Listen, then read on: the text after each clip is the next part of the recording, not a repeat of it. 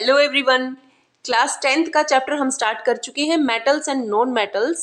Chapter number 3, उसकी already 2 videos हम बना चुके हैं। ये है थर्ड वीडियो। इसके अंदर हम देखने वाले हैं कि जो मेटल्स हैं वो जो अदर मेटल साल्ट के सोल्यूशन है उनके साथ कैसे रिएक्शन करता है।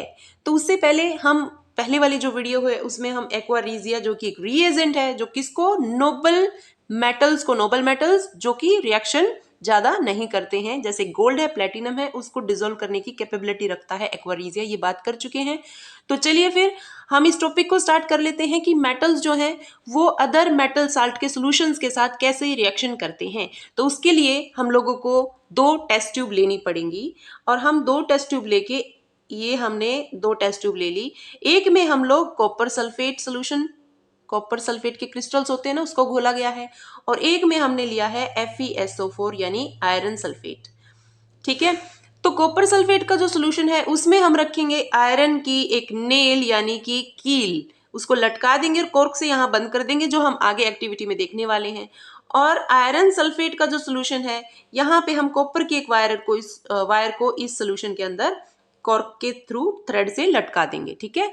और हम 20 मिनट तक वेट करेंगे कि क्या रिएक्शन होती है और क्या इस टेस्ट ट्यूब में कुछ रिएक्शन होगा या इसमें होगा।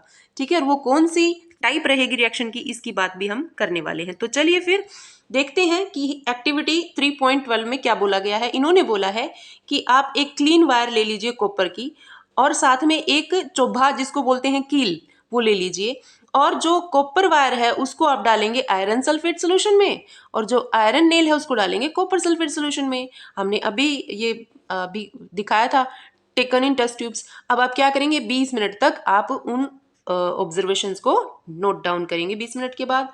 तो यहाँ पे देख लीजिए, ये आपसे पूछा गया है कि बताइए कौन सी टेस्ट ट्यूब के अंदर आपको रिएक्शन होती हुई दिखाई दी। ठीक है। ऑन विच बेसिस, आप कौन से बेस पे ये बोल सकते हो कि रिएक्शन हुई है।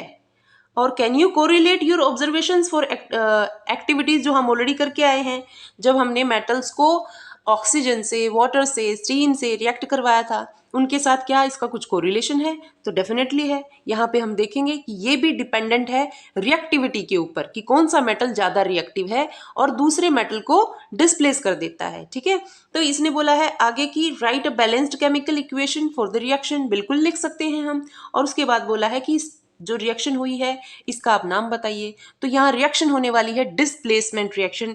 एक जो मेटल है वो दूसरे मेटल को डिस्प्लेस यानी हटाने वाला है। कैसे हटाएगा, यहाँ पे देख लीजिए, ये टेस्ट ट्यूब है और इस टेस्ट ट्यूब के अंदर ये ब्लू कलर का क्या क्या घोला गया है, इसमें कॉपर सल्फेट के जो क्रिस्टल्स जो कि ब्लू कलर के होते हैं, वाटर ऑफ क्रिस्टलाइजेशन होता है इनमें।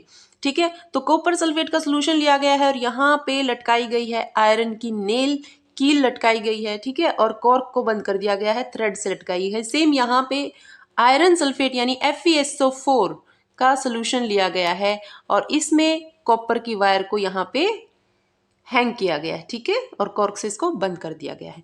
तो हम देखेंगे कि रिएक्शन क्या होगी। कि देखिए मैं आपको लिख के दिखाती हूँ क्या रिएक्शन होगी यहाँ पे। तो इस वाली टेस्ट ट्यूब के अंदर रिएक्शन होगा, इसमें नहीं होगा। रीजन क्या है कि यहाँ पे जो आयरन लिया गया है ना वो रिएक्टिविटी सीरीज में कॉपर से पहले आता है। ठीक है। तो एक बार देख लेते हैं हम, ये देखिए रिएक्टिविटी सीरीज। तो यहाँ पे देखिए आयरन और कॉपर को, तो जी ये रहा आपका आयरन और ये रहा कॉपर। तो ये रिएक्टिविटी सीरीज जो है इसमें पोटेशियम जो है मोस्ट रिएक्टिव होगा, फिर उसके बाद सोडियम, फिर कैल्शियम, फिर मैग्नीशियम। और ऐसे रिएक्टिविटी जो है ना, जैसे जैसे रिएक्टिविटी सीरीज में हम डाउन जाते जाएंगे वैसे वैसे रिएक्टिविटी घटती चली जाएगी, डिक्रीज होती जाएगी, और गोल्ड जो होगा वो लीस्ट रिएक्टिव होगा। ठीक है। सबसे नोबल मेटल, लीस्ट रिएक्टिव।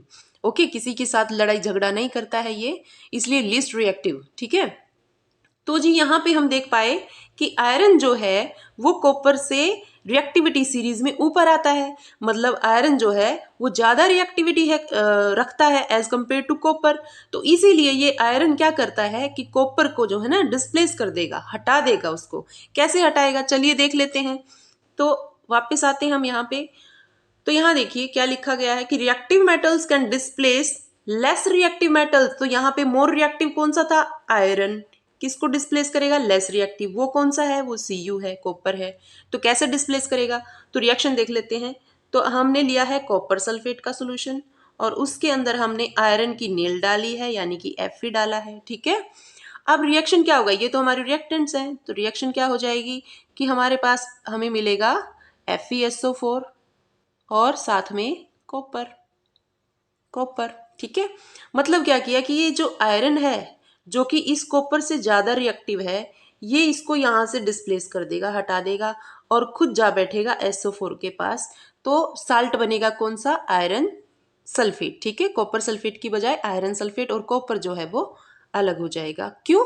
क्योंकि कॉपर लेस रिएक्टिव है एज कंपेयर टू आयरन, क्योंकि रिएक्टिविटी सीरीज में ये आयरन से नीचे आता है। ठीक है, आगे तो हमने देखा कि reactive metals can displace less reactive metals from their compounds in solution और इन मोल्टन फॉर्म। आगे देखिए, we have seen in the previous sections that all metals are not equally reactive. बिल्कुल देखा है ना हमने, जो भी हमने ऑक्सीजन वाटर स्ट्रीम के साथ रिएक्शंस करवाई थी ना अलग अलग मेटल्स की, उसमें हमने देखा था कैसे सोडियम और पोटेशियम बिना पानी के ही ऐसे आग पकड़ लेते हैं ऑक्सीजन के साथ रिएक्ट करके। ठीक है, तो जी आगे देखिए, we check the reactivity of various metals with oxygen के साथ, वाटर के साथ, एसिड के साथ। But all metals do not react with these reagents. लेकिन सारे के सारे मेटल्स इन रिएजेंट जो कि ऑक्सीजन, वाटर, एसिड ये हैं, इनके साथ रिएक्ट नहीं करते हैं। तो इसीलिए we were not able to put all the metal samples we had collected in decreasing order of their reactivity. ठीक है, तो उसके लिए डिस्प्लेसमेंट रिएक्शंस को पढ़ना जरूरी हो जाता है, जो हम ऑलरेडी कहाँ पे पढ़ के आए हैं? इसी बुक के चैप्टर नंबर 1 में। ठीक है, तो इसमें हमने if it is simple and easy if metal A, यहाँ पे मेटल ए कौन सा है? यहाँ पे मेटल ए है आपका कॉपर सल्फेट। ठीक है, प्लस साल्ट, सॉरी मेटल ए है आपका यहाँ पे, एक सेकेंड, हाँ, मेटल ए है यहाँ पे आयरन। आयरन और साल्ट का सोल्यूशन कौन सा है भाई? साल्ट का सोल्यूशन है कॉपर सल्फेट। ठीक है, ये साल्ट का सोल्यूशन है। तो यहाँ पे क्या रिएक्शन होगी? तो यहाँ पे रिएक्शन क्या होगी कि ये इसको डिस्प्लेस कर देगा और साल्ट का सोल्यूशन किसके कौन से मेटल के साथ बनेगा? ए के साथ, यानी यहाँ पे क्या बनेगा? FeSO4 और मेटल बी जो है कॉपर जो है वो अकेला रह जाएगा। So this is a displacement reaction, this is an example of displacement reaction. तो यहाँ पे हम देखेंगे कि विच मेटल, कॉपर और iron is more reactive. Already हम आंसर कर चुके हैं अकॉर्डिंग टू योर ऑब्जर्वेशन। ठीक है जी, और थोड़ी देर में हम देखेंगे ये जो आयरन है ना, पता कैसे लगेगा कि ऑब्जर्वेशन कौन से बेसिस पे, कि जिसका कलर जो है ना, इस कील का कलर जो है वो ब्राउनिश ब्राउनिश हो जाएगा। ठीक है, FeSO4 बनने की वजह से, और यहाँ से हम पता लगा पाएंगे कि हमारे इस टेस्ट ट्यूब के अंदर reaction has taken place. Okay, तो जी आगे देखिए, टॉपिक है रिएक्टिविटी सीरीज। जी बिल्कुल, ऑलरेडी हम बात कर चुके हैं। रिएक्टिविटी सीरीज क्या है? लिस्ट है, it is a list of metals arranged in the order of their decreasing activities, या डिक्रीजिंग क्या? रिएक्टिविटी। आफ्टर परफॉर्मिंग, एक second, after performing displacement experiments, ये करनी जरूरी होंगी डिस्प्लेसमेंट एक्सपेरिमेंट, क्योंकि जो हमने पहले एक्टिविटीज की थी ना, उसे ये क्लियर नहीं हो रहा था कि कौन सा मेटल जो है ना वो रिएक्टिविटी सीरीज में कहाँ पे होगा, तो उसके लिए डिस्प्लेसमेंट एक्सपेरिमेंट्स किए गए। ठीक है, द फॉलोइंग सीरीज, और तब जाके ये जो सीरीज है ये बना पाए, नोन एज रिएक्टिविटी और activity series has been developed. Okay, तो हम ऑलरेडी बात कर चुके हैं कि ये जो ऊपर आएंगे ये होंगे मोस्ट रिएक्टिव, फिर रिएक्टिविटी डिक्रीज हो जाएगी, ये मिडिल में है, और सबसे नीचे वाले लीस्ट रिएक्टिव होंगे। ठीक है, तो ये थी हमारी reactivity series. Sodium potassium, potassium sodium, potassium sodium, calcium magnesium aluminium zinc, iron lead, hydrogen copper, mercury, silver and gold. Okay, so यहाँ पे देख लेते हैं, how do metals and non metals react, कि मेटल्स और नॉन मेटल्स कैसे react करते हैं। So in the above activities जो भी हमने अभी की हैं, you saw the reactions of metals with a number of reagents, जिसमें हमने वाटर के साथ करवाया, ऑक्सीजन के साथ, एसिड के साथ। ठीक है, why do metals react in this manner, क्यों मेटल्स जो है वो रिएक्ट करते हैं इस तरीके से।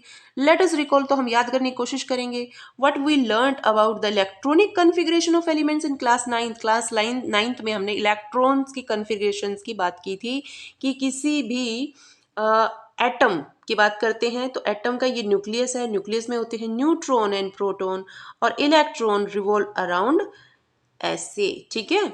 और इसमें होती है, ये आपका न्यूक्लियस होगा, ये आपका क्या होगा, शेल होगा। तो ये वाली शेल के होगी, देन उसके बाद एल शेल, के एल एम शेल, ठीक है। और ऐसे इलेक्ट्रॉन्स जो है ना, पहले के शेल में, फिर ये दो इलेक्ट्रॉन्स आएंगे ना इसमें, फिर ये फुलफिल हो जाएगी तो इसमें फिल करने शुरू कर देंगे एंड देन उसमें। तो ये जो इलेक्ट्रॉन्स को फिल करने की प्रक्रिया है, इसी को इलेक्ट्रॉनिक कॉन्फ़िगरेशन कहा गया है। तो ये हम ऑलरेडी 9th क्लास में करके आए हैं। तो you saw the reactions of metals with a number of reagents. Okay, why do metals react in?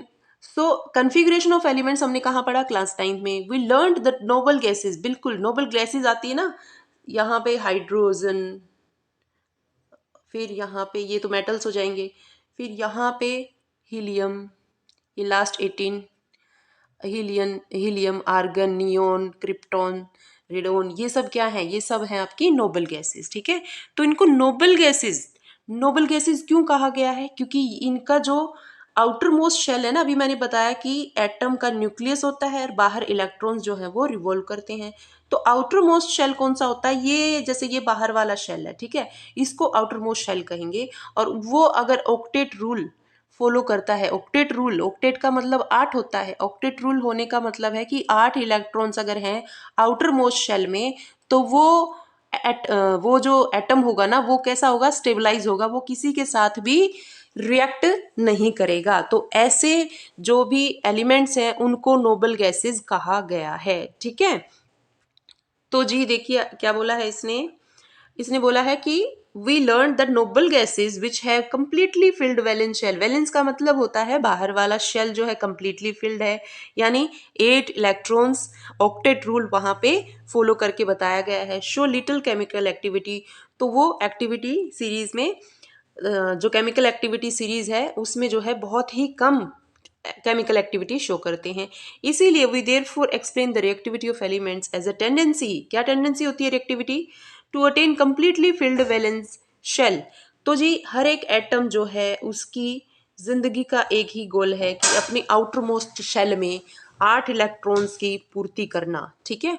यानी ऑक्टेट रूल जो है उसके अकॉर्डिंग आउटर मोस्ट शेल में 8 इलेक्ट्रॉन्स फुलफिल करना।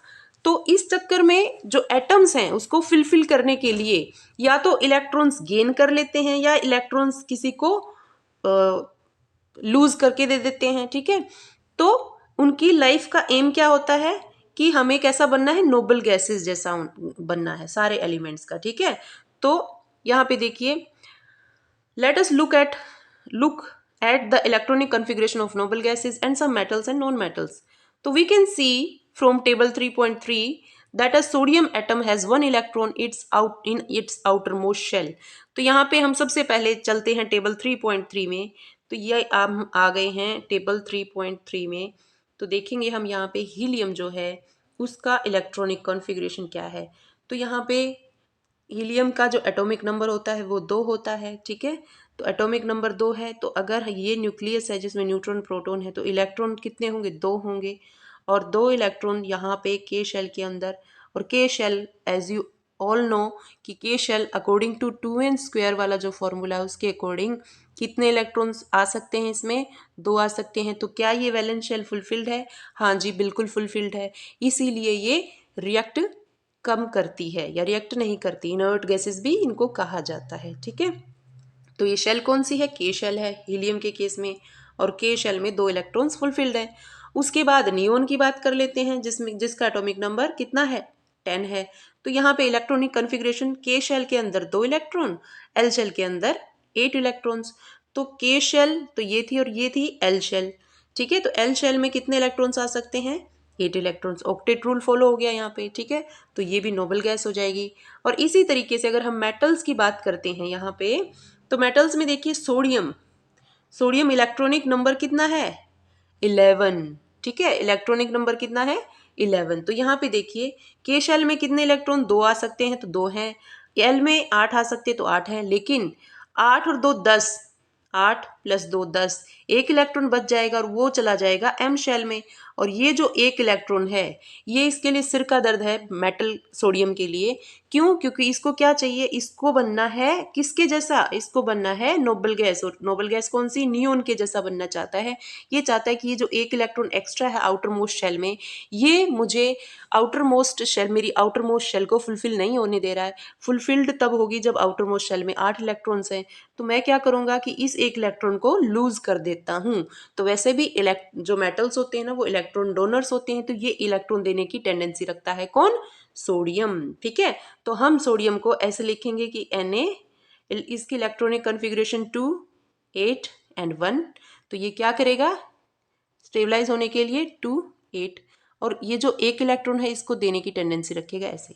Okay, so moving on to, यहाँ पे देखिए, तो इसने बोला है कि अगर ये सोडियम, ये देखिए, if it loses the electron from its M shell, then जो एल शेल है इसकी, अब वो आउटर मोस्ट शेल बन जाएगी और वो एक ऑक्टेट बनाती है जो कि स्टेबल होगा। Nucleus of this atom still has 11 protons. बिल्कुल समझने की बात देखिए क्या है कि जैसे हमने अभी सोडियम का बनाया था ना, सोडियम का हमने जैसे ये न्यूक्लियस है, न्यूक्लियस के अंदर न्यूट्रॉन और प्रोटॉन होते हैं। तो प्रोटॉन कितने होते हैं? उतने ही जितने इलेक्ट्रॉन्स होते हैं। तो प्रोटॉन कितने हो गए? 11 हो गए। कितने हुए? 11। और इलेक्ट्रॉन कितने? वो भी 11। तो ये के शेल है, के शेल में 2 इलेक्ट्रॉन, और के बाद एल, एल में 8 इलेक्ट्रॉन। तो 8 और 2 10 हुए, 1 इलेक्ट्रॉन बाहर यहाँ पे एम में 1 इलेक्ट्रॉन। ठीक है, अब अगर ये इस 1 इलेक्ट्रॉन को दे देता है तो देखिए यहाँ पे तो अभी तो क्या है, पी प्रोटॉन के ऊपर होता है पॉजिटिव चार्ज, प्रोटॉन के ऊपर पॉजिटिव चार्ज और इलेक्ट्रॉन के ऊपर नेगेटिव चार्ज। तो प्रोटॉन अभी यहाँ पे 11 है और इलेक्ट्रॉन ओरिजिनली 11 होंगे, लेकिन जैसे ही ये इस 1 इलेक्ट्रॉन को डोनेट कर देगा तो यहाँ पे इलेक्ट्रॉन कितने हो जाएंगे? 10। तो कौन सा चार्ज ज़्यादा हो जाएगा, पॉजिटिव की नेगेटिव? तो पॉजिटिव 11 है और नेगेटिव 10 है, तो इसीलिए पॉजिटिव चार्ज ज़्यादा हो जाता है। और इसीलिए हम जिस सोडियम ने इलेक्ट्रॉन को लूज कर रखा है उसको हम ऐसे शो करते हैं Na पॉजिटिव। ठीक है, ओके, आगे बढ़े। तो देखिए फिर आगे हम देखते हैं कि हाँ, the nucleus of this atom still has 11 protons, but the number of electrons has become 10. So there is a net positive charge. जी यही बात की है अभी हमने, गिविंग अस सोडियम का कैटायन यानी पॉजिटिव चार्ज। ठीक है, Na पॉजिटिव। ठीक है, on the other hand chlorine, अब यहाँ पे इलेक्ट्रॉन तो इसने लूज करने के लिए रेडी है ये, लेकिन कोई इलेक्ट्रॉन जो है वो लेने वाला भी होना चाहिए। ठीक है, गेनर भी होना चाहिए। तो यहाँ पे इलेक्ट्रॉन गेनर उभर के आएगा क्लोरीन। कैसे उभर के आएगा? क्योंकि इसके पास, इसकी आउटर मोस्ट शेल में कितने इलेक्ट्रॉन्स बचते हैं? क्लोरीन के पास 7 इलेक्ट्रॉन्स होते हैं आउटर मोस्ट शेल में, तो इसको 1 इलेक्ट्रॉन अपना ऑक्टेट कंप्लीट करने के लिए चाहिए। तो देखिए यहाँ पे इसीलिए जो क्लोरीन है, it requires 1 more electron to complete its octet. So if sodium and chlorine were to react, the electron lost by sodium could be taken up by chlorine। ठीक है, तो यहाँ पे देखिए ये जो एक जो इलेक्ट्रॉन है ये यहाँ पे ये लूज करने के लिए रेडी है। यहाँ पे क्लोरीन का इलेक्ट्रॉनिक कॉन्फ़िगरेशन देखिए, के शेल में 2 इलेक्ट्रॉन, एल शेल में 8 इलेक्ट्रॉन, एम शेल में 7 इलेक्ट्रॉन। क्या चाहिए इसको? 1 इलेक्ट्रॉन आते ही यहाँ पे ऑक्टेट पूरा हो जाएगा, इसलिए ये वाला जो इलेक्ट्रॉन है ये यहाँ आ जाएगा। और अब देखिए इलेक्ट्रॉनिक कॉन्फ़िगरेशन हो जाएगी 2 8 और 8, यानी अब आउटर मोस्ट शेल में कितने इलेक्ट्रॉन्स है? 8। ऑक्टेट रूल फॉलो हो गया। ठीक है, और यहाँ पे इन दोनों के बीच में ये इसने इलेक्ट्रॉन को दिया है सोडियम ने, और क्लोरीन ने 1 इलेक्ट्रॉन गेन किया है। यहाँ देखिए, ठीक है, ये यहाँ पे इसने प्रोवाइड करवाया। और क्लोरीन यहाँ पे इलेक्ट्रॉन डॉट स्ट्रक्चर आप देख लीजिए, क्लोरीन के आउटर मोस्ट शेल में कितने इलेक्ट्रॉन हैं? 2 इधर हैं, 2 इधर हैं, 2 इधर हैं, 6 हो गए। और 1 ये इधर है, 7 हो गए। और जैसे ही ये इधर आ जाएगा 8 हो जाएंगे। तो ये वाला ऐसे बन जाएगा और इनके बीच में बहुत ही अच्छे वाला बॉन्ड बनेगा। ठीक है, और हाँ जी, तो कहाँ थे हम? If sodium and chlorine were to react, the electron lost by sodium could be taken up by chlorine. After gaining an electron, chlorine atom gets a unit negative charge. तो इसका क्या हुआ? सेम जैसे सोडियम पे हमने positive लगाया था ना, क्यों लगाया था? क्योंकि प्रोटॉन एक ज़्यादा है एज कम्पेयर टू इलेक्ट्रॉन। तो यहाँ पे क्या होगा कि क्लोरीन के प्रोटॉन तो अभी भी कितने हैं? 8 और 10 और 17 प्रोटॉन है, लेकिन इलेक्ट्रॉन एक गेन कर लिया तो 18 हो गए हैं। तो नेट चार्ज कौन सा ज़्यादा है, तो ये वाला, इसलिए नेगेटिव चार्ज जो इलेक्ट्रॉन का जो चार्ज है ना, इसीलिए Cl नेगेटिव यहाँ पे लिखा जाएगा। ठीक है, तो जी एनायन कहाँ गए हम, यहाँ थे। After gaining the chlorine atom gets a unit negative charge because its nucleus has 17 protons, और इलेक्ट्रॉन्स कितने हो गए हैं 18 के एल और एम शेल्स में। This give us chlorine anion, so both these elements can have a give and take relations among them, और ये रिलेशन हम यहाँ पे देख पा रहे हैं। फिर है sodium and chloride ions being oppositely charge, ये तो है पॉजिटिव और ये है नेगेटिव, दोनों में जो यहाँ पे बॉन्ड बनेगा, ये क्यों बनेगा, क्योंकि पॉजिटिव विल अट्रैक्ट नेगेटिव। ठीक है, so attract each other and are held by strong electrostatic force of attraction. ये कौन सा फोर्स होगा, electrostatic force of attraction to exist as sodium chloride NaCl. ठीक है, it should be noted that sodium chloride does not exist as molecules but aggregates of oppositely charged ions। जैसे उसको आप molecules का एग्रीगेशन नहीं बोल सकते हैं, बल्कि उनको आप ऑपोजिटली यानी पॉजिटिव नेगेटिव जो आयंस हैं उनके एग्रीगेशन के तौर पे उनको आप देख सकते हैं।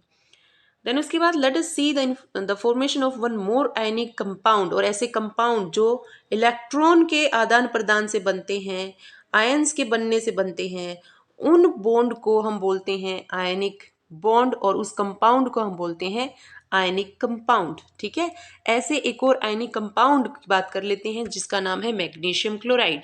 तो यहाँ पे हम देख पाएंगे कि मैग्नीशियम इलेक्ट्रॉनिक कन्फिग्रेशन के शेल में 2 इलेक्ट्रॉन, एल शेल में 8 इलेक्ट्रॉन और एम शेल में 2 इलेक्ट्रॉन। तो ये 2 अगर ये दे देता है तो इसका ऑक्टेट जो है आउटर मोस्ट शेल का वो कंप्लीट हो जाएगा, इसीलिए यहाँ पे 2 इलेक्ट्रॉन इसने लूज करने के लिए रेडी है। यहाँ पे Cl का तो हमने अभी देखा कि 7 होते हैं ना आउटर मोस्ट शेल में इलेक्ट्रॉन्स, तो इसको 1 इलेक्ट्रॉन चाहिए, तो यहाँ पे 1 Cl से काम नहीं चलेगा, तो 2 Cl चाहिएंगे।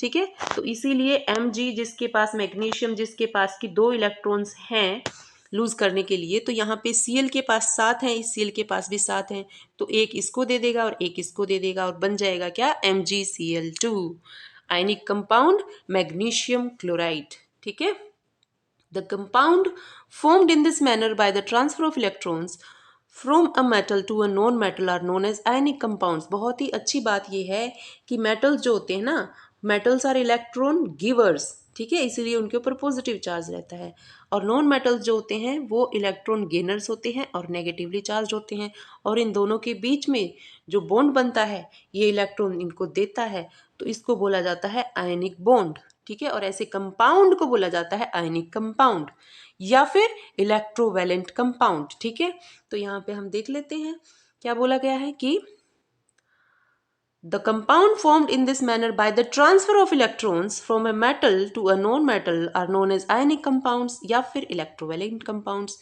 Can you name the cation and anion present in MgCl2? बिल्कुल, मैग्नीशियम जो कि इलेक्ट्रॉन देगा वही तो पॉजिटिव होगा ना, और क्लोरीन जो कि इलेक्ट्रॉन्स लेता है वो होगा आपका negative. Okay, so properties of ionic compound जी हमने पढ़े हैं, NaCl पढ़ा है, MgCl2 पढ़ा है। ठीक है, इनकी प्रॉपर्टीज़ क्या होंगी, तो इसके लिए आपको एक एक्टिविटी करनी है जो कि आप घर पे भी कर सकते हैं।